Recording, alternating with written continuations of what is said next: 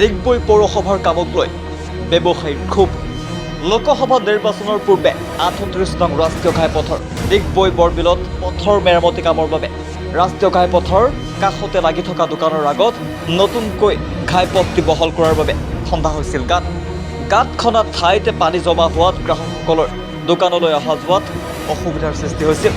ৰাষ্ট্ৰীয় ঘাইপথৰ কাম সম্পূৰ্ণ নোহোৱাকৈ ডিগবৈ পৌৰসভাই আহি দোকানৰ কাষতে লাগি থকা ড্ৰেইনৰ স্লেব উঠাবলৈ অহা ব্যৱসায়ীসকল ক্ষোভিত হৈ পৰিছে।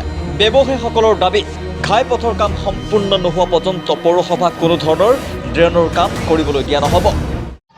আমাৰ যিটো বৰবিল বাছ ষ্টেণ্ড আছে, সেই বাছ ষ্টেণ্ডৰ অপজিটত আপোনাৰ পৌৰসভাৰ ফালৰ পৰা ব্লক বহাবলৈ সিদ্ধান্ত লোৱা হৈছিলে। যিহেতু ইলেকশ্যনৰ আগতে গোটেই ৰাস্তাৰ কাষতে আপোনাৰ JCB লগাই খান্দি দিয়া হ'ল ব্লক বহাম বুলি, কিন্তু এতিয়া আজি এমাহ পাৰ হ'ল, কোনো এটা কাম ইয়াত হোৱা নাই। গোটেই ৰাস্তাখিনি বোকা হৈ আছে আৰু যিহেতু এইটো কাৰণে আমাৰ গোটেই লাইনতে দোকান আছে, গেৰেজ আছে, তো কাষ্টমাৰ আহিব নোৱাৰা অৱস্থা হৈছে। আকৌ আজি কি হৈছে, পৌৰসভাৰ ফালৰ পৰা আজি আকৌ ড্ৰেইন আছে, সেই ড্ৰেইনৰ গোটেই স্লেব উঠাবলৈ পঠিয়াইছে। ইয়াত মানে ড্ৰেইনৰ ৰিপেয়াৰিং হ'ব নে কি হ'ব নাজানো।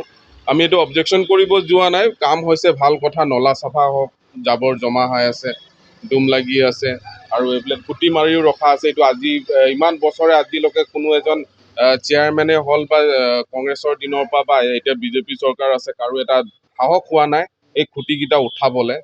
তো আৰু কি কয়, এতিয়া সেইটোৱে চেলেবটো উঠাই দিলেতো দোকান আমাৰ বন্ধ কৰি ৰখাই ভাল হ'ব। কেলৈ আগফালে খান্দি দিয়াৰ কাৰণে ইয়াত একো এটা কাম হোৱা নাই, তাৰপৰা আজি যদি স্লেব উঠাই দিয়া হয় তেনেহ'লে দোকান বন্ধ কৰি দিয়াই ভাল।